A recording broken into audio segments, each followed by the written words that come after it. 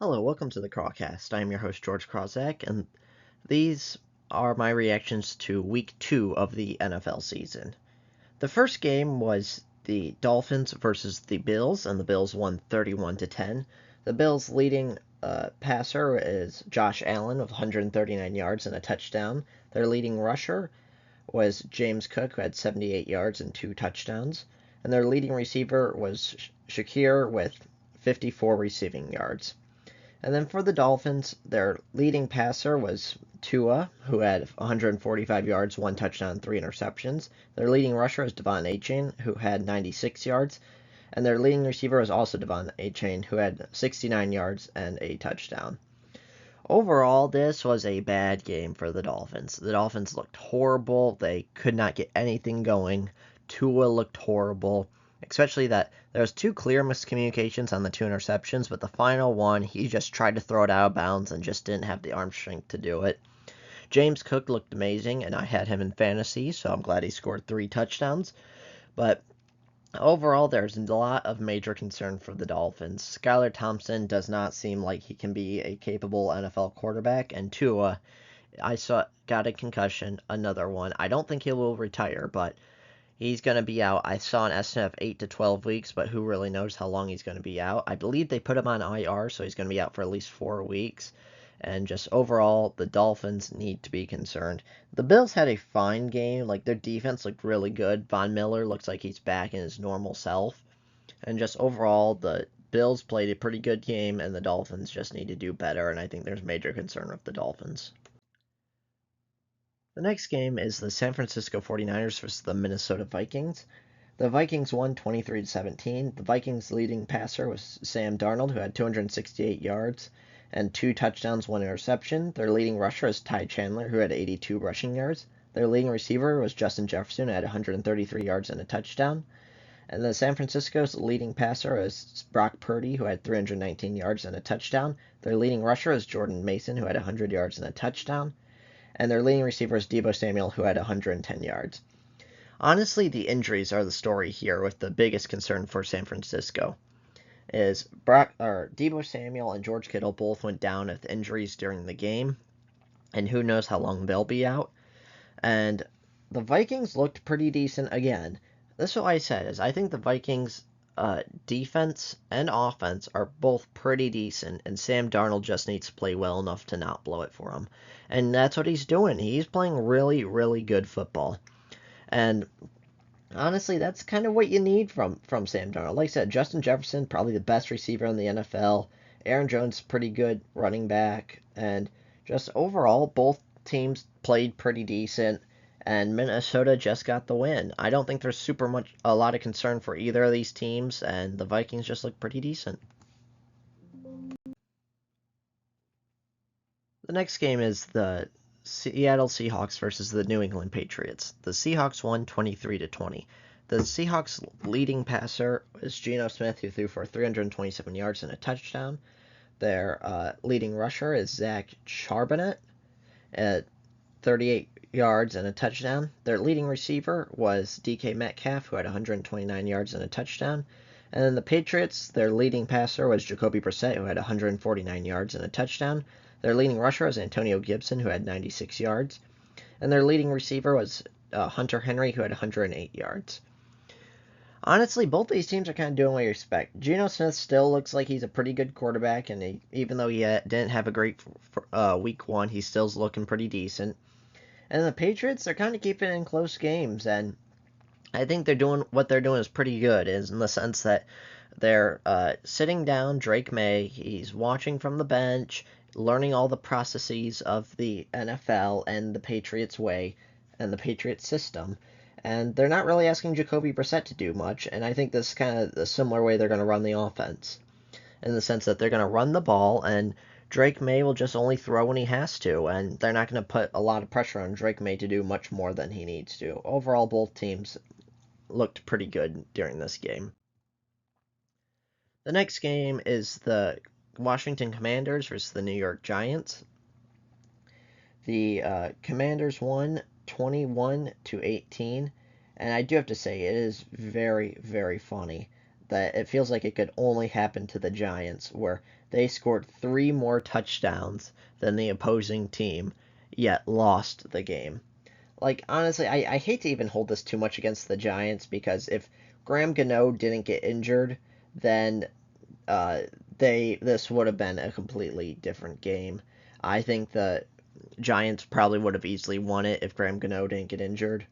So the Commanders' leading passer was Jaden Daniels, who had 226 passing yards. Their leading rusher was Brian Robinson, who had 133 rushing yards. Their leading receiver was Zach Ertz, who had 62 receiving yards. And then for the Giants, their leading passer was Daniel Jones, who had 178 yards and 2 touchdowns. Their leading rusher was Devin Singletary, who had 95 yards and a touchdown. Their leading receiver was Malik Nabers, who had 127 yards and a touchdown. And I do have to say, I feel a little bit bad for Malik Nabers, because I know the one thing everybody's going to remember about this game is Malik Nabers dropping that wide open pass, which would have won the Giants the game. But the issue with focusing on just that is you have to look at the whole complete game, and overall throughout the whole game he was pretty good. And it kind of reminds me of kickers a little bit, in the sense where it's like if a kicker misses 2 field goals early in the game but makes the game winner, everyone's going to focus on him making the game winner and talk about how good of a kicker he is. But if it's vice versa, where it's like if he makes his first 2 kicks in the game and misses the game winner, everyone's going to talk about how crappy of a kicker he is. But overall, I think the Giants outperformed what they were and looked pretty good. Jaden Daniels, again, didn't make any huge mistakes. He's looking pretty decent. So not too much concern for either of these teams. The next game is the Los Angeles Chargers versus the Carolina Panthers. The Chargers' leading passer was Justin Herbert, who had 130 yards, 2 touchdowns, and an interception. Their leading rusher was J.K. Dobbins, who had 131 yards and a touchdown. And their leading receiver was Quentin Johnson, who had 51 receiving yards and 2 touchdowns. For the Panthers, their leading passer is Bryce Young, who had 84 yards and an interception. Their leading rusher is Chuba Hubbard, who had 64 rushing yards. And their leading receiver is Tommy Tremble, who had 23 receiving yards. Overall, for the Chargers, this is kind of exactly what they wanted. This is what Jim Harbaugh does, is he's not going to have Justin Herbert pass the ball that much. He's just going to say, hey, we're going to go through the run game and have a good defense, and don't blow it for us. The one positive thing about them is that Quentin Johnson actually looked really good. And, Quentin Johnson has been struggling with drops and really been struggling since he entered the NFL, but this is his first decent game. And then, oh boy, the Panthers. They are not good. Everything that can go wrong is going wrong for the Panthers right now. Bryce Young looks terrible. And the issue is that like their receivers weren't that great, but their offensive line held up pretty well, and Bryce Young wasn't pressured that much. So I think it is a little bit of a smart move in the sense that they're benching him for Andy Dalton, because if Andy Dalton does come out and perform well, it shows, okay, it's not necessarily the receivers or the offense that's the problem, it's Bryce Young that's the problem. And maybe, even though I don't think this has ever happened, but maybe, sitting down for a few weeks and looking at the game plan over and being kind of benched will help Bryce Young learn a little bit more. I don't know. I do think it's too early to give up on Bryce Young, but overall there's really no positives for Bryce Young so far in his NFL career, and the Panthers are definitely in trouble. The next game is the New Orleans Saints versus the Dallas Cowboys. The Saints won 44-19, and this to me was the real shocker. Derek Carr is looking really good. Who would have thought that some of the top quarterbacks in the NFL today are Gardner Minshew and Derek Carr? Derek Carr is the leading passer for the Saints, who threw 243 yards, 2 touchdowns, and 1 interception. Their leading rusher is Alvin Kamara, who had 115 yards and 3 touchdowns. And their leading receiver was Rashid Shaheed, who had 96 yards and a touchdown. And also, I'm very happy Alvin Kamara had 4 touchdowns in this game, because I had him in fantasy as well. And Dak Prescott is the Cowboys' leading passer, who had 293 yards, 1 touchdown, 2 interceptions.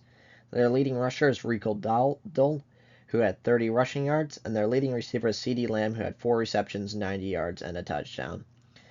This was just a bad game by the Cowboys / a great game for the Saints. Honestly, I didn't believe in the hype for the Saints just because they're against the Panthers, who are a terrible team.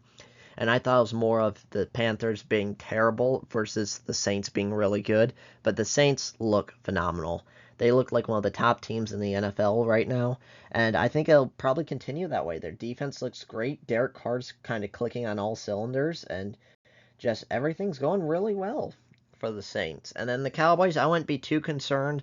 Again, they're going to be a great team. They just had a bad game. And overall, if you're a Saints fan, I'd be extremely, extremely happy with what's going on.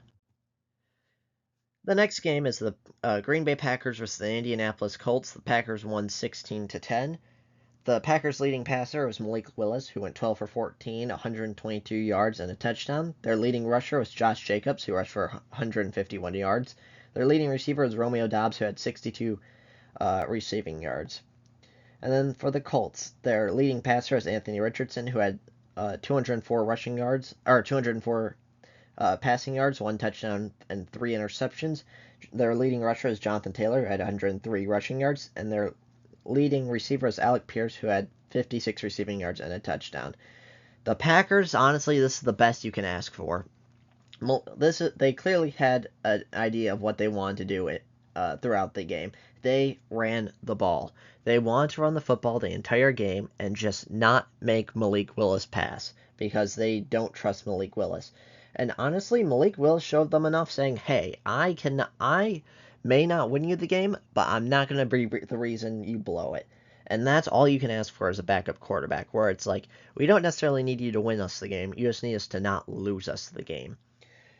And overall, their defense looked really good. Last year, they had 7 interceptions the entire season, and they have 5 interceptions in the first 2 games alone. And overall, the Packers are looking really, really good. And I would for sure bench Jordan Love next week. Malik Willis proved enough where it's like not catastrophic with him starting. So at least bench Jordan Love next week and give Malik Willis another start and let Jordan Love heal up a little bit more and don't return him sooner than he needs to. And I think the Packers are in pretty good shape right now. For the Colts, Anthony Richardson, he did not look very good. He had a 50% completion percentage and 3 interceptions. One of them did come on a Hail Mary, so I don't know how much you want to count that one or not. But again, he's making a lot of the good highlight reel plays with the long passes, but he's just missing the easy stuff, the easy dink and dunks that you need to do as a quarterback. He's really struggling to throw over the middle. His accuracy is just not good. And I'm actually very concerned about Anthony Richardson if I was the Colts. Just because he hasn't had a lot of experience in college, and overall in the NFL, he just hasn't been looking that great. He definitely has the arm talent, but the decision-making and the accuracy are definitely problems. The next game is the Cleveland Browns versus the Jacksonville Jaguars, with the Browns won 18-13. The Browns' leading passer was Deshaun Watson, who had 186 passing yards. Their leading rusher was Jonathan Ford, who had 64 rushing yards. Their leading receiver was Jerry Jeudy, who had 73 receiving yards. And then for the Jaguars, their leading passer was Trevor Lawrence, who had 220 passing yards. Their leading rusher was Travis Etienne, who had 52 rushing yards and a touchdown. And their leading receiver is Brian Thomas Jr., who had 94 receiving yards. The Browns, honestly, I think this is a really good game for the Browns. This is one of the better games Deshaun Watson has had as a part of the team. Like, it wasn't an amazing game by Deshaun Watson, but he's at least not looking terrible like he was in Week 1 and has really looked for most of his Browns career. Whereas with the Jaguars, Trevor Lawrence looked okay, not amazing. Brian Thomas Jr. actually looked pretty good. I'm pretty high on him. I think he's looking like a really great deep threat in this league, and he's also 6'4" with those jump balls. And overall, just the Browns, I have a lot of hope that Deshaun Watson's on the up and up, and the Jaguars, man, they just need to learn how to finish off drives. Trevor Lawrence is struggling with that, getting in the end zone, and they just need to finish off the drives. The next game is the New York Jets versus the Tennessee Titans. The Jets won 24-17, and the Jets' leading passer is Aaron Rodgers, who had 176 yards and 2 touchdowns. Their leading rusher is Breece Hall, who had 62 rushing yards. Their leading receiver was Garrett Wilson, who had 4 receptions for 57 yards. And the Titans, their leading passer was Will Levis, who had 192 passing yards with 1 touchdown and 1 interception. Their leading rusher was Tony Pollard, who had 62 rushing yards, and their leading receiver was Calvin Ridley, who had 77 receiving yards and 1 receiving touchdown. The Jets, I'd be semi-concerned because Aaron Rodgers definitely did not look that good in this game, and it was really against a Titans defense that isn't that great. And so even though they did win the game, Aaron Rodgers really didn't look that great. And then the Titans with Will Levis, he just needs to stop making stupid plays. Like, he cost them the game last week, he kind of cost them the game this week.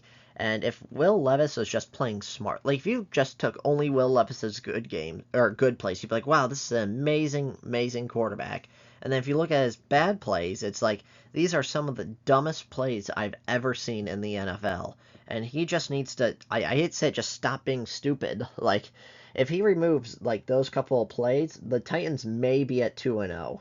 I don't know if they would have won this game, but they for sure would have won last week's game. And Will Levis just needs to do better. It's simply that. He just needs to play better. The next game is the Tampa Bay Buccaneers versus the Detroit Lions. The Buccaneers won 20-16. Baker Mayfield went 12 for 19, 185 yards, 1 touchdown, 1 interception. He was also the team's leading rusher with 34 rushing yards and a touchdown. Chris Godwin was the team's leading receiver of 117 yards and 1 touchdown. With the Lions, Jared Goff threw for 307 yards with 2 interceptions. Their leading rusher is Jahmyr Gibbs, who had 84 rushing yards. And their leading receiver was Amon-Ra St. Brown, who had 119 receiving yards. Overall, the Bucs looked fine. They didn't look great. Baker Mayfield was fine, not great. They basically had 0 run game the entire game. And Aiden Hutchinson absolutely destroyed their offensive line. Aiden Hutchinson looked amazing this game, and he's looked amazing so far in the season. With the Lions, honestly, you got to be concerned about Jared Goff. Jared Goff just isn't looking good. He's missed a lot of easy throws that he shouldn't be missing. He's had a lot of bad plays, which he shouldn't be making. And there's just a lot of cause for concern. At least Amon-Ra St. Brown is back, so it looks like their connection is back to normal. And then Jameson Williams, again, he had a couple of really nice plays. It looks like Jameson Williams kind of turned it on and is really helping the team a lot. So overall, the Lions, I'd be very concerned about Jared Goff. The Tampa Bay Buccaneers, they're fine. The next game is the Las Vegas Raiders versus the Baltimore Ravens. And I was so annoyed about this because I try to pick upsets in my predictions. I originally picked the Raiders, and I was like, you know what, this is too stupid of an upset, so I re-recorded it and switched it back to the Ravens. I should have kept with my gut feeling. And Gardner Minshew looked really good. The leading passer for the Raiders was Gardner Minshew, who threw for 276 yards, 1 touchdown, and 1 interception. Their leading rusher is Zahir White, who had 24 rushing yards, and their leading receiver is Davante Adams, who had 110 receiving yards and a touchdown. The Ravens' leading passer was Lamar Jackson, who had 247 yards, 1 touchdown, 1 interception. Their leading rusher was Derrick Henry, who had 84 rushing yards and a touchdown. And their leading receiver was Zay Flowers, who had 91 receiving yards and a touchdown. Overall, Gardner Minshew is looking really, really good. I always thought he was decent, but at the end of the day, I just didn't pay much attention to him because I thought there was not real development for him, and I thought he was always just going to be an average to below average quarterback. That's why I thought they should have started Aiden O'Connell. But overall, they're looking really, really good. Their running game is atrocious, and they need to fix that. And then the Ravens, like, even though they're 0-2, they have looked pretty decent. Like, they're definitely probably the best 0-2 team there is. And just overall, I wouldn't be super concerned in the sense that they're not playing well, but they just need to finish off games and win more football games. The next game is the Arizona Cardinals versus the Los Angeles Rams. The Cardinals won 41-10. The Cardinals' leading passer was Kyler Murray, who had 226 passing yards and 3 passing touchdowns. Their leading rusher was James Conner at 122 yards and a touchdown, and their leading receiver was Marvin Harrison, who had 130 yards and 2 touchdowns. The Rams' leading passer was Matthew Stafford, who had 216 yards. Their leading rusher was Blake Corum, who had 28 rushing yards. And their leading receiver was uh, Robinson, who had 50 receiving yards. There's two stories of this game. Kyler Murray is looking great. He is back at it where he was before he got injured. And Marvin Harrison for the first half was also looking great. I think their connection is very good, and I think the Cardinals will be very good for the season. The other storyline is the Rams and their injuries. Kind of like the year after they won the Super Bowl, the Rams just kept getting injured, and there's nothing they could do about it. It's kind of like this. The whole offensive line is injured. Matthew Stafford, his ankle's a little bit beat up, but overall he's fine. Cooper Kupp is looking like he's going to miss at least 3 to 4 games. Puka Nacua is going to miss another 5 games. Just the Rams cannot escape injuries, and I think this is kind of the nail in the coffin for the Rams season. I think they're too injured, and they just cannot win games like this. And honestly, this might be Matthew Stafford's final season. If you want me to bet money on it, I think this might be Matthew Stafford's final season. But overall, you're getting a lot of confidence if you're the Cardinals, and I think the Cardinals are going to be pretty good this year. The next game is the Kansas City Chiefs versus the Cincinnati Bengals. The Chiefs won 26-25. The Chiefs' leading passer was Patrick Mahomes, who threw for 151 yards, 2 touchdowns, and 2 interceptions. Their leading rusher was Isaiah Pacheco, who had 90 rushing yards. And the leading receiver was Rashid Rice, who had 75 receiving yards and a touchdown. For the Bengals, their leading passer was Joe Burrow, who had 258 yards and 2 touchdowns. Their leading rusher was Zach Moss, who had 34 rushing yards, and their leading receiver was Mike Gesicki, who had 91 receiving yards.